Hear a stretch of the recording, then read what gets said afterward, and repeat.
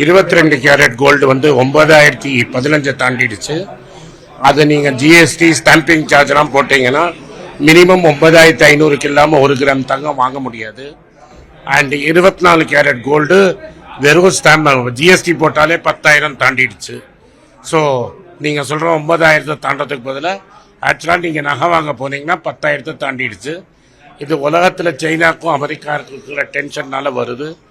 Goldman socks சொல்லுது இதுலேருந்து இன்னொரு 15% ஏறதுக்கு வாய்ப்பு இருக்கு.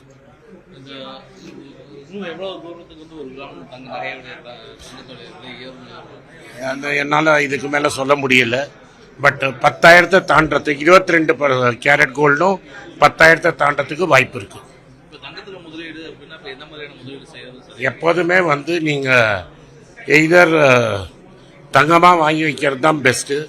அப்படி முடியலன்னா கோல்டு பீஸ் அப்படின்னு நேஷனல் ஸ்டாக் எக்ஸ்சேஞ்சிலையும் பாம்பே ஸ்டாக் எக்ஸ்சேஞ்சிலையும் ப்ராடக்ட் இருக்குது, அதில் நீங்கள் வாங்கி வைக்கலாம்.